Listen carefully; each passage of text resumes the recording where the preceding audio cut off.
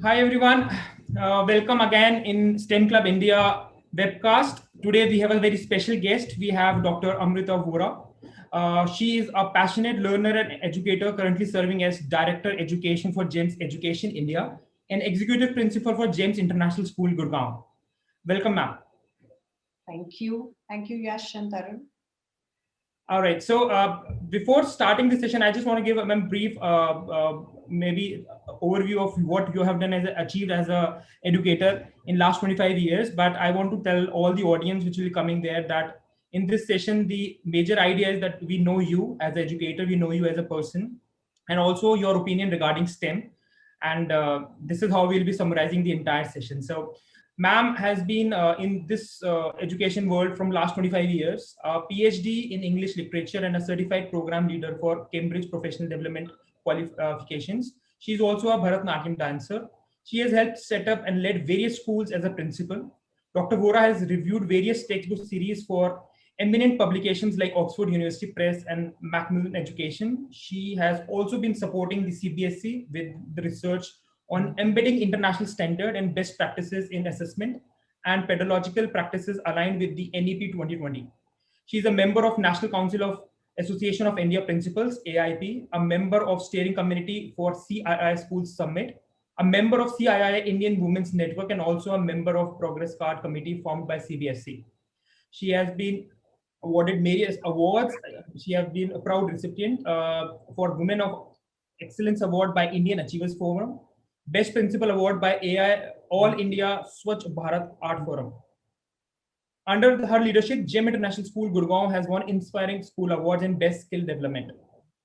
Dr. Amrita has also been chosen among top 10 most influential women in education 2020 by Insight. So these are few of the achievements which we can tell about ma'am, and we are very grateful, ma'am, for you to coming here and to give your views. Welcome again. We'll start with a simple question, ma'am. How is the journey so far? Incredible is one word. I mean, see, an educator, you're a learner first, and I think I am a learner. And that's why probably that's what led me into this profession as an educator.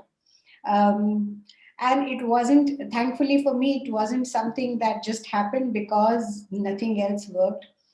Back in college days, I realized that this was my passion and I really wanted to do it. And despite all challenges, my father really wanted me to clear CAT and do the MBA. I did clear CAT to satisfy him. That CAT exam was a big deal back in the day then, but I did not join. I instead chose to go ahead with literature and teaching because I really saw that as my passion. I had started teaching already by that time.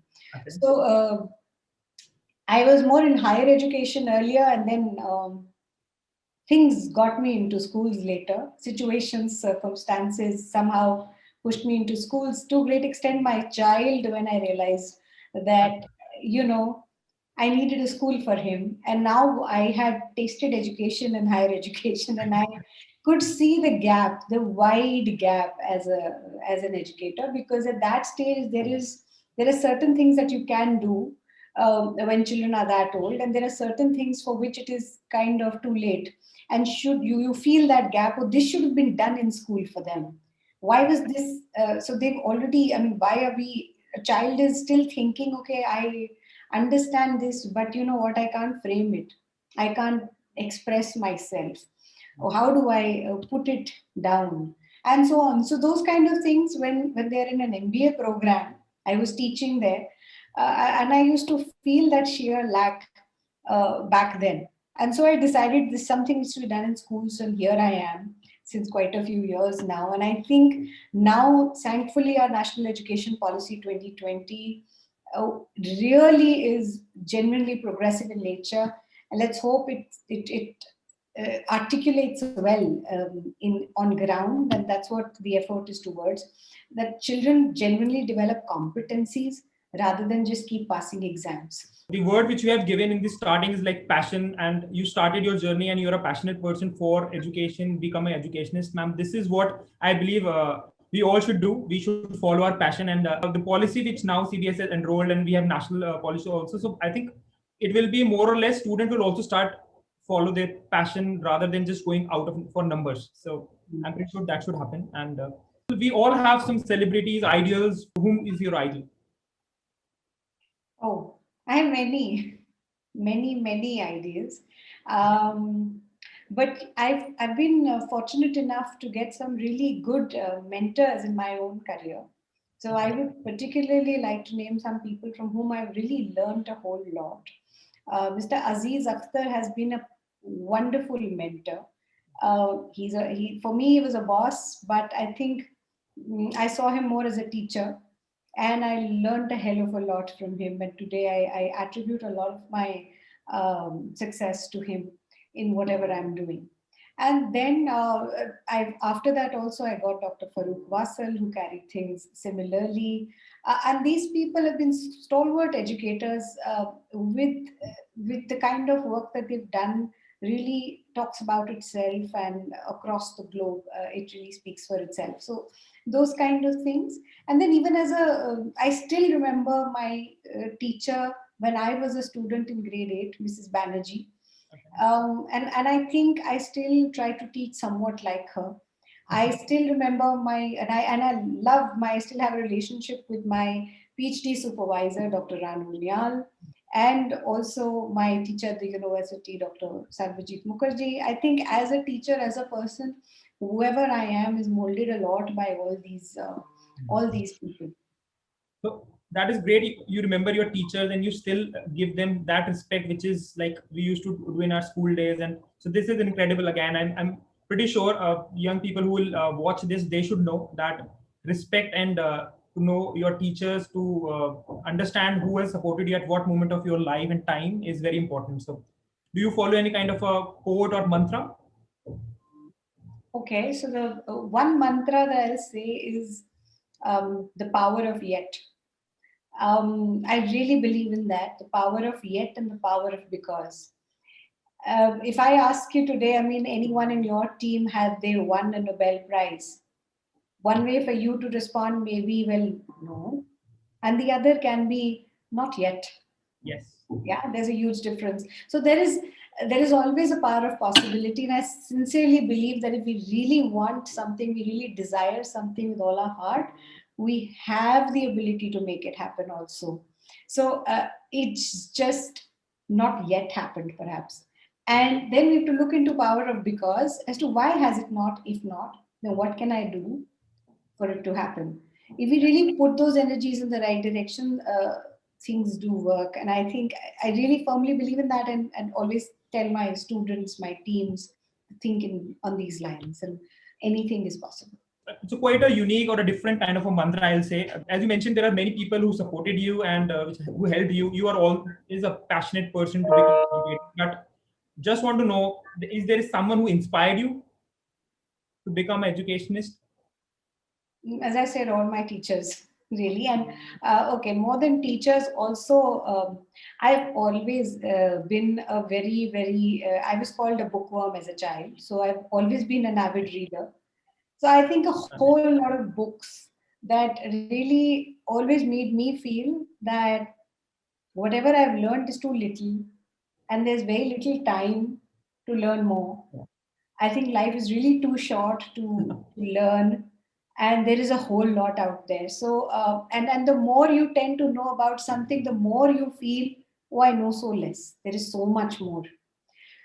This exploration has been a real inspiration, no matter what you do, whether you try and learn about school leadership, whether you try and learn about pedagogy, teaching and learning, any aspect within pedagogy like early childhood education, I'm really passionate about it again, or STEM education, or so on and so forth. I mean, you guys are from STEM, and as a kid, you know that I did my literature PhD, and then lots and lots in psychology and stuff. But um, and the arts. But I always ran away from mathematics. I always, as a child, I was always, I would find a way to miss the math lesson. Okay. So I did a workshop it so happened, and I ended up doing a workshop for my own teachers. Okay. Uh, I was by this time a trainer, and I was in the same school, and some of those teachers happened to still be there to my sheer luck, and my maths teacher was one of them. No matter what pedagogical ideas I gave in that workshop, of course, she stood up and asked me this question. You just tell me one thing. If there's a child like you, how do I get them to stay in my class? Because you always were outside my class. You found a way. Because I would go for, theater practice, dance practice, this event, that event. I would just somehow try and put it in such a way that I got a chance to miss the math lesson or the. But then I think as a later, and I always believed that maths is not my cup of tea. Later, as a trainer, I worked with Bob Baratta Lawton, who happens to be a very, very senior mathematics trainer and also a language expert. So I conducted some workshops with him. And during those sessions, he's the only person who told me, now, of course, by this time, it's uh, 10, 15 years of my career, he's the only person who told me that, you know what, you're actually good at maths. I said, Bob, you're the only person, you have to tell this to my teachers. He said, no, but it's about math needs to be taught this way. It cannot be taught like this in isolation. And, you're doing this. You're talking, let's talk about skills. Let's talk about number sense. You got it. Let's talk about logical thinking and reasoning. You got it. That's working fine. Let's talk about spatial and um, reasoning and sense. You got that. So where is it that you're not okay with math? What on earth has made you feel so? Well, I didn't seem to get it back in school. That's what made me think so. Every time you go back to maybe every PTM, the answer was practice, work hard. That wasn't the answer, really, right? The answer is supposed to be different. And now we are all talking about those, like when you say STEM, or as in our school, we say stream education, Okay. which it now is. So, uh, the answer is a lot of those things, and yes, maybe, and I wish I was born now as a student and learnt the same subjects this way. Maybe I would have chosen a different career, who knows. It is good to know what you want, but it is great to know what you don't want. Yeah. And you very well know what you don't want. That is what's maths. But yeah, it is okay to have some. No, now I want it. Now I've grown up and I learned. Before going to questions on STEM, on education, I just want to know a couple of more things, like your favorite sport during your school days. Oh, I played badminton a lot, and I used to play basketball back in the day. Okay. Badminton, I played for Allahabad district. I was actually playing for YMCA, Okay. junior girls, and was at one point in time kind of good at it. Let's put it that way, and then lost touch. And I later, instead of sports, I went more towards dance, largely classical dance. So, which is why you see that Bharatnatyam Visharad on my thing, and so music and dance became, and then drama also took in. So I taught at the Bhartindu Natak Academy for a while, and acted in many plays, and theater was big into my way of thinking. So yeah, so that all that took over my sports Yeah. passion of Like badminton. you were involved in a couple of sports, you represented. That is what really matters. If you pick one sport in your life, you actually know too many things of so many for example, you become a team player, you know how to lose and how to react, what to do, what not to. So there are many things related to sports. So, and as a matter of fact, ma'am, we are asking the same question to all the principals, all the educators who are coming in, and I'm not surprised everybody has taken a sport in their life, which I believe somehow now missing, and not everyone has pick up a sport or they follow. You have already told me, but specifically your hobbies. Yeah, so I think with age, with time, hobbies change. Now I barely find any time to do anything much else. So now it's a lot to do more with gardening. I love tending to my plants and stuff, and of course, Bharatnatyam was definitely one. Teaching is a profession; it's no longer a hobby, and reading is something that I do whenever I find some time. And there's a distinction between sports and fitness. So what I do now, I'll call it fitness, not sports. But I still do love sports, and everybody should. That's the best way to stay fit, actually. Exactly. Yeah. Stay fit, stay young. Yeah. So now it will be regarding some questions. I want to know your views, your opinions regarding STEM. How STEM education is changing the lives of your students? See, so back in the day, we integrated STEM last year in our curriculum, school curriculum. When we thought about, when we planned all that, things were fairly normal. It was before the pandemic. We did not think we'll have to implement all that at a time when everything will be remote, but it so happened. So, and initially I thought, now how are children really going to do all this at home? But it was really wonderful to see the kind of work that children, a lot more innovativeness came out, because given the pandemic, there were a lot of resources that we probably had already arranged in school, but now they were at home, and we had no way of ensuring that we got those resources to them or something. But children used things from home, and nevertheless use their own innovative ideas and thoughts to create all those STEM projects and discuss.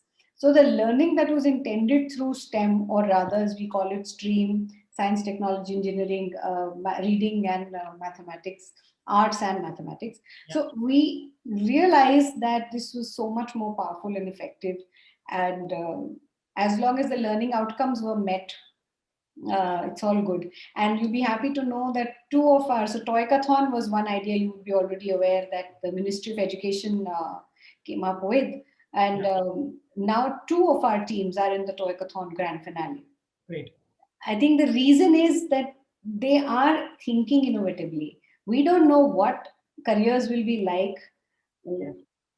85% of the jobs that will be there in 2030 are not yet invented. So we don't know what we are teaching our children, honestly. Are we genuinely preparing them for the future, and how are we? So the one most important thing for them to learn is to be able to learn, the ability to learn, to be lifelong learners. So metacognition is at the heart of everything we do. Then drama in education is something that we integrate. And just before this, we were having another workshop around that. And STEM is not about these particular specific subjects. It's about, as for me, it's about developing a certain kind of thinking, scientific thinking, really thinking, or thinking of things in terms of logic, thinking of problem solving, thinking in terms of really critically analyzing and evaluating and then coming to a solution. That is what, no matter what the situation, this faculty is what children will really need, whatever career they choose. So these are the skills that I think STEM is about and what it develops. Great answer, ma'am. I'll say you have covered my next question also in this answer regarding, we were also asking all the educators like 21st century skills. You also mentioned there will be jobs that are not created yet. Do you think that STEM in our country is doing justice currently, or still there are gaps and you feel those need to be taken care? There are a whole lot of gaps, definitely. Still, I see science and mathematics being taught in a very, if we talk about the whole country. So we have a very large country, and CBSE has been struggling as one of the largest boards here. It has been a struggle. I mean, we all have seen what happened to the examination process. But that has ensured that it's kind of a rethinking that's really required. It's a system which has been so dependent on high stakes exams, and that's been the issue. It's a system that is dependent on a number or a grade to decide what the career of a child will be, or what the future of a child will be, and what they're good at, not good at. Which is why, I mean, which is what I was trying to say when I said that Bob Lawton said that you're actually good at maths. Yeah. From my point of view. But I said that none of my teachers at school thought that way. I wish you met them, So because the way they thought of mathematics, and to a great extent, even today, large number of teachers. I've been working with a lot of rural schools in India as well. Yeah. And trying to support them with Opportunity International and other such organizations. And I remember going to one of these villages in deep Haryana, and the children were in grade 8 and they had just finished with their math test. Okay. And the teacher said we finished fractions as a chapter, and this is grade 8. But I still thought that maybe I'll ask a very simple question. So I showed them, I picked up, 3 pencils Okay. from a desk right in front of me, one student's 3 pencils. And I took away one. I said, okay, so now what fraction does this represent? They were all looking at me. Yeah. Now, I'm not a math person, as I told you, but this is a very simple concept. And if they've learned fractions, this should have been the easiest thing. But the teacher kept trying to tell them in different ways, ask them. And there's this one little boy stands up and says that, well, I've checked the whole chapter. This is not there. Yeah. This question is out of syllabus. It's not there. So I ended up asking him, according to you, what is in this chapter? He said, "Maine sab rata hai." All the answers I've really learnt by rote, and you ask me anything from here, I know it, but this isn't there. So this kid didn't learn math, and this teacher could not have assessed whatever they actually understood in math. And unfortunately, this is the kind of learning that is still happening. It's whether it is maths or any other subject. Yep. This is not going to help them. We need to have hands-on projects. We need to have critical thinking as a key aspect, that they should understand what they are doing and why they are doing it. So they need to question themselves. So ma'am, this is a great example you have given also. And I also am a true believer that today education system is more towards retention.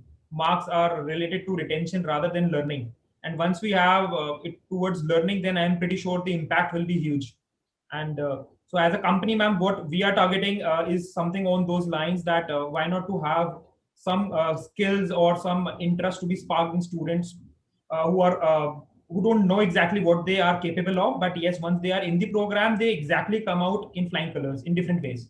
You have given an example where teacher was doing all right, I believe, as per the textbook, but still there are many gaps. So your suggestion, your thoughts to young educators? I think it's learning is something that happens naturally. Okay. And the teacher's job really is to ignite curiosity. Just click the right buttons, get them thinking in the right direction. And today, as teachers, we have moved from the role of sage on stage to the role of facilitators to now actually the role of co-learners. We are learning with them. I mean, children today are better, for example, at technology than you and I are, and they are born with it, right? So we are also learning, and learning never stops. So as a co-learner, what is it? So think of your children as your co-learners, and what is it that helps? How will it work for your buddy if you were to try and get your friend to do something or learn something? The child will learn exactly the same way. Maybe you'll give some cues and clues. Maybe you'll push them in the right direction and ask certain questions which ignite curiosity. Future belongs to the curious, as we say. So the more curious they are, and a human child, is born with this innate ability to learn. That's why we are the master of the species. We're born the most dependent, but you see any child tries to touch and feel every object, everything around. They won't sit at one place. They want to know, want to learn. Over a period of time, we start killing that creativity, that inborn curiosity. I'm just taking it from Sir Ken Robinson. Do schools kill creativity? Yes. If this is the kind of teaching happening, definitely. So how then, what is it that's needed is to certainly not kill that creativity, but build learning around what's really existing in the world. What is real life? Why are we now calling it STEM or stream? Because real life doesn't have these subject glass walls. Maths is not exist. Maths is in everything if you try to look for it. So is science and everything. I mean, everything is chemistry is in everything. Everything has something chemical about it, right? Yes. And there is particulate matter. So science is in everything.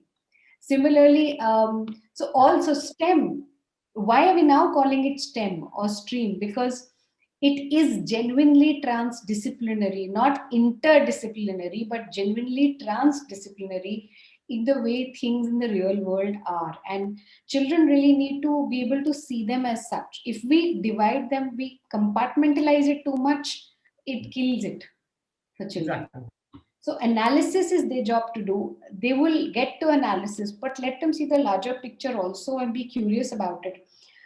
The child loves to play with a toy car, and then it is the child that analyzes it, breaks it into different pieces, and looks at each part and how each one contributed to the running of that car. Exactly. Why and how, what function each one had, and why something worked or didn't work. So that analysis, leave it to them to do eventually, and they will reach to concepts. Yeah. But if we begin the other way around, where it's like I want to teach you how to ride a bicycle or a car, Yeah. and I'm telling you, okay, here is a book. Yeah. Now read it. Now we'll do a test on it. Now you score 100 on 100 on it. Great. Now go. You can ride a bicycle. Exactly. Yeah. You can't, right? So exactly that probably we are trying to do with subjects in a mass education kind of system. Gone are the days for that. We're no longer in the industrial revolution. We need to rethink this whole thing, and which is why we have, and I think this rethinking is already going on, which is why Education 4.0 is talking about personalization, is talking about transdisciplinary approaches to learning, is talking about things like STEM, stream, and so on and so forth. Yeah. You need to make sure that students are curious in class. They ask questions. They will perform themselves. So, ma'am, in STEM Club India, we have one program. I'll just take opportunity to tell you that also there is a program by the name of F1 in Schools India. It's a world largest STEM challenge. And the thoughts which you have said right now, this is happening in UK or in say Australia from 20 years. This program is a 20-year-old program, and we have recently launched 3 years back, and we can see students who are there are curious. They are always asking questions, and they are not I'll not say they are all a good performer. They score good numbers in all the subjects. No, they are students who have scored not only 40 marks in certain subjects, but now with Formula 1 in schools, they are at next level. They know what they want to do, what they can achieve, and they have done more research than their peers in their class. So I'm pretty sure curiosity is one thing which should be there, and this will impact. And we are also working on the same lines, and we'll also take a couple of suggestions which you have mentioned for our trainers that they should also understand. Anything you want to say to students as well, considering the current scenario? Be patient. The times call for it. There is a whole lot of digital fatigue, which has naturally set in by now for all of us. But I think it's also an important time for learning. Every adversity brings a whole lot of opportunity with it. Let's try and look at that. Within this adversity, there may be a lot that every student in different ways is already dealing with. Sometimes it's personal loss, sometimes it's um, just the general feeling of being socially isolated and so on. So just be patient and make the most, try to look for the the silver lining in everything. And if something you've been trying very hard for, it's not going right, go left. It will. You probably need to try a different approach if something isn't working. So think about it that way. Great. Great message, ma'am. Be patient is the key word right now, and think, and we all need to be. And students, yes, they of course. Social isolation is a way bigger pandemic that is all around us. Exactly. You already mentioned that you have STEM, in fact, stream for the entire school. You have implemented that as one of the great achievement, I will say. Any extracurricular activities or any learning that school offers to students, ma'am, which you want to highlight? Or as a group, James, do that? Okay. So there is a whole lot that our children engage in. See, there you did speak about, for instance, 21st century skills and their importance. So we used to say the 4 C's earlier: the critical thinking, creativity, communication, and so on. Now we've I think gone one step ahead. We are already 20 years into the 21st century. One whole generation has grown up already in this century. So, so and the way things have panned out over the last couple of years, there's a whole lot of rethinking. So it's no longer about communication, but actually about cross-cultural communication. It's no longer just about collaboration, but actually also about cross-cultural and virtual collaboration, Yes. right? So these are so it things these very skills are also changing, and we need children to really adapt to these as well. So some of the initiatives in these directions have been and these have been very successful despite or sometimes even because of remote learning. Yeah. Because the classroom suddenly transcended the very idea of space and time, as I call it. Um, there's so much more which is possible. The whole world is, in a way, opened up. So to through technology in certain ways. So student exchange programs have been there have been like about more than 146 over the last year. Children engaged in climate action projects. Children engaged with NASA during the launch of that recent thing, and also with ISRO in some of their projects, sharing their ideas and thoughts and innovations. And I'm thankful to NASA and ISRO also to really bring these things alive for children in the way they did. Then we have in our school now we are also a round square school. We are really looking at those kind of partnerships. Then we are also a Cambridge English Assessment Center, because language is again important. Our school team, the MUN team, last year they planned an MUN like every year, which was originally supposed to be for Gurgaon and Delhi and so on. But they realized, since it was online, turned it national. We collaborated with one of the schools in Mumbai, and we wanted to make it national. It actually went completely international. Okay. Children led that. And so these are the kind of things that children are doing. And literature, my first love. So literature festival we always do in schools. And last year the way we did it was it became again something very special. I don't think we could have managed to get the kind of authors we did and the interactions that we had. The theme of the festival, we called it Misinformation and Disinformation, and living in the age of this today, and what kind of thinking is really required for children today to be able to even make sense of news, for that matter, or any kind of media all around, because we're living in the age of not just information but information explosion. Yes. And it's very important to be able to critically evaluate whatever you're listening and see what's what, and sense bias and those kind of things. Then film and media literacy again is very central, so we have integrated a lot of that. Dramatics and theatre has always been there, something that I really really firmly believe in. So it's not just one subject, but it's the way we teach. Okay. So it's normal in our school to have a teacher suddenly dress up like be dressed like a Charlie Chaplin for a lesson, even if it's online, and some fun and so on. So different age groups, of course, things are done in an age appropriate way. But learning happens when the mind is at ease. Yep. When you're happy, when you're comfortable, and when you're humorous and fun, and only then it has to be joyful to happen. So all that is kept in mind. And then our children have been doing exceptionally well in STEM and STEAM. I already mentioned the Toykathon. Apart from that, they have been engaging in a lot of friendly environment related projects. And there was this eco-WAM, or waste management aspects that were discussed at a national level, and then also at an international level, and children participated in that and won some accolades at the national level. Okay. Climate action, they have engaged with schools across the globe and initiated a whole lot of, there's a charter that they have, and they kind of lead on all that. Plus this pandemic really brought all possible tragedies you already know.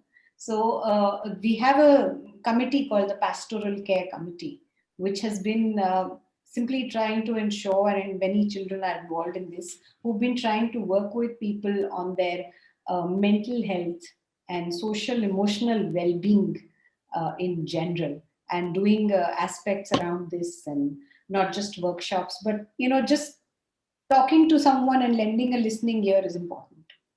And that sense of empathy, I think, is, and sense of community, and what we call jewels of kindness at GEMS, um, are very, very critical to develop in the younger generation. I think as educators, that's, if we're teaching someone concepts and not values, then we're actually creating devils, right? So it doesn't help. So that's where. So I'll say, ma'am, first I want to congratulate you on the kind of I'll say the plethora of service, plethora of projects which you have given to students, opportunity you have given to students, and they are very fortunate to get all the opportunities and working in different directions. So that is something I'll say incredible. And this was regarding the STEM, to know your thoughts, your views, which we are very thankful. There is another small round which is a kind of a rapid fire. I'll only 4 to 5 questions to know you again. So I'll start. I know 2, 3 answers now, but still I want to know you. Your favorite subject? Psychology. Okay. Your subject you don't like. You know that. I know that now. Mathematics, but it has changed now. I like all the subjects now. So during this discussion, ma'am, I can tell you that again, I can mention mathematics is one thing now you are passionate about, because in the entire discussion, it was one of the key element we discussed, and you've taken examples regarding that. So Yeah. this is coming on a different. I'll say now you are more inclined towards maths, maybe than literature. So Today somebody was asking this question: Pythagoras theorem सिखाना है, drama and education उसमें कैसे करेंगे?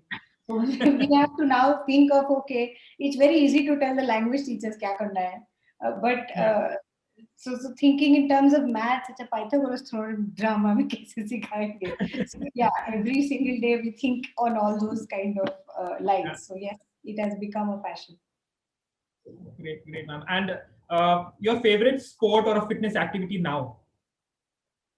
Now, well, now it is just walking.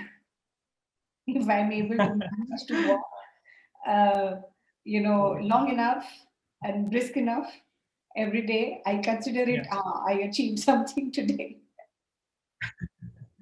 All right. That is important. I think that gives us the kind of fitness and the mental peace as well.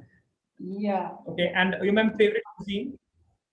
Favorite cuisine, Indian, all kinds of Indian food. And Indian cuisine is that was my next question. What kind? Indian cuisine is so full of variety. I mean, I like North Indian, I like Marathi, I like Punjabi, I like Gujarati, I like South Indian, all kinds. So it is so full of culture. Our culture is really rich, and like if you even look at something as simple as curry, you have so many different types of curry in India. Exactly. Everybody cooks it differently, and all of them are so amazing. So, your favorite book? I'm sure it is not one, but if you can give me 1 or 2 names. Okay, there are lots, as you said correctly. But if I have to name one, just one, then I name Palace of Illusions by Chitra Divakaruni. Chitra Banerjee Divakaruni is one of my favorite authors, and Palace of Illusions is a version of the. So I did a lot of mythological study as part of my PhD. Also did a lot of study of Indian mythology. Okay. Also as part of Gurukul Kangri University, Haridwar, and ended up doing some of things there. So, but this is in the woman's voice, the Mahabharata. Okay. Retold. So it's a beautiful retelling of the epic, and it's wonderful. Alongside that, there is also Shashi Tharoor's The Great Indian Novel, which is also a very different kind of retelling of the Mahabharata. So our own epics are amazing literature by themselves. Yeah. And so Dr. Radhakrishnan's Gita is, I think, one of the best versions of and I think it's the same mythology, which is so much in different versions, You see any kind of self-help books today, you see any kind of positive psychology journals today and books today, or ideas today, like growth mindset, for instance, and so many similar other ideas that are there. Uh, I see a relevance, I see a connection, which is so coming out of all our mythology. There, if you dig deep, it's there. So yeah, I love to study all that, and it's. So you rightly mentioned, like I think mythology and our history again. These are great. We can learn too many things which are actually not. In fact, we have not discussed, and people are following it in western side of the country. For example, there is one lecture I was listening. A person said that we used to have chhatra and we used to have guru, and chhatra is एक छत के नीचे पढ़ने वाले सारे बच्चों को छात्र कहते हैं. And in previous time, it was not one, not 100, it was 10,000, and one guru was more than enough for 10,000 students. And exams was in a different fashion. It was around a project rather than giving marks and all. So yeah. See, if you look at our Gurukul culture, I mean, the whole idea of Gurukul, and if you even look at the definition of a guru, there are 6 levels of the guru in the Gurukul. There's not just one. Yeah. And what we call the level that we today call the Adhyapak is at the lowest of the levels. Okay. Right? Then there is Upadhyay, then there is. So there are 6 levels, and the Guru is the topmost level. And it's very, very deep. And to give a simple thing from there is that if so many stories you and I have grown up hearing, any student or disciple or chhatra goes to a guru and asks a question, there's never a clear answer. Okay. You're never given a clear answer. You're always sent back. Yeah. Okay, go find this out, find that out, and then come back. By the time you find all those things out and you come back, you already have the answer, you've understood clearly, and you probably have more questions. So essentially, it's about igniting curiosity and generating inquiry, that spirit of inquiry, and the person learns. Right, yeah. So I will also look out for the books which you have mentioned. I'm not a good reader, but yes, I can try definitely. This is one. I'm a big time feminist. So Chitra Divakaruni's The Palace of Illusions is the Gita. Is the Mahabharata from Draupadi's point of view. Okay. All right. Similarly, she's written there is a Ramayan by her. It's called I think the Forest of. I'm forgetting the name, but it's the Ramayan from Sita's point of view. All right. Interesting view, yeah.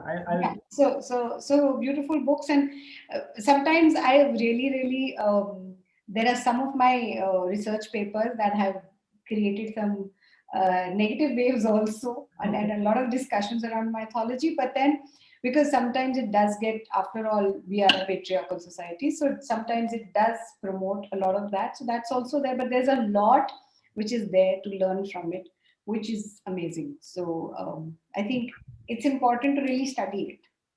All right. Yeah. So, ma'am, maybe I'll say second last question, but your dream vacation. Okay. I was so my okay, when my family, I think, moved from after partition, most of them settled in Mussoorie and Haridwar. Okay. And so Mussoorie is more like family place for me. So therefore, the dream vacation would be to just sit there for amidst that, maybe next to the river, if possible, and enjoy some of my books. All right, great. I'll give you a few names. You just need to tell them in sequence as per your interest. The projects for students. We do have include couple of hours as well, so you can skip if you don't know about them. That is okay. So, for example, as per your preference, artificial intelligence, drone, F1 in schools, robotics, coding. So, which one you're saying? Yeah. So, as per your preference lineup, what do you think can be the best, or you believe it is the best? I would actually say we are actually doing all 3 in school. The way we do our ICT curriculum, coding is a part of it. It's not done through books. It is a curriculum which is very much on the system, because that's how ICT really needs to be studied. Coding is now like the ABCD, just like children are learning A to Z, that's become like that. So that's part of it. part of our ICT. Robotics, we have the Kriya robotics labs, and so robotics and innovation and design thinking are a part of that. So we have time allocated to that kind of learning. STEM or STEAM integration is part of our science lessons. We have incorporated it there, and also AI is now also a subject introduced, as you know, by CBSE. Yes. So AI is a subject that our school offers grade 8 onwards instead of ICT. So I see actually all these three are important. I mean, okay. So your preference. So for example, I'll take it in a different. I'll ask a different question. So if you're a student, what you have opted? AI, coding, robotics, or the basics everybody should know, which is why till grade 8 they learn it all. okay. After that, of course, different kids will choose different things as per their what they want to go. Your preference, ma'am? What do you have chosen? I've chosen literature, as you already know. Okay. All right. But definitely, children do. Like I said, coding is now like ABC, Yes. right? So they have to know it in any case. Coding is there in everywhere. Be it robotics, be it AI, be it any drones, satellite. Everywhere you need to have basics of coding. So this is exactly right. ABCD, or you can say 1, 2, 3. This is it's the basics. It will be required for everything else, right? Yeah. So it was lovely talking to you, ma'am. There was great insight. You have told many stories as well around, and that has given a next level of, I'll say, learning maybe or understanding to student when they listen to this, and I'm pretty sure they will like it. Any concluding comments, ma'am, and then maybe we can conclude this session. I think thank you so much for this opportunity to share. One really gets to think and talk like this. And the other is, I think, if what we really need to work on is intellectual freedom and intellectual capacity or cognitive development of children, where they really have this sense of independence in their own intellect, and the belief that whatever they're thinking, there is a chance or possibility that this is really an option. Could try, and let's not stop it there. Let's allow them that intellectual choice and independence, because we are really living in a paradigm of the problem of choice. Yeah. Right. So they need to develop to learning around this, so or dealing with this. So that is one thing that must develop right from the beginning, and the schools have to try and do that. Great thought, ma'am. Really impressive, and we are very thankful for all your suggestion, feedbacks, knowledge which you have transferred in this session. Thank you so much, Yash. It's been an absolute pleasure talking to you. Same here, ma'am.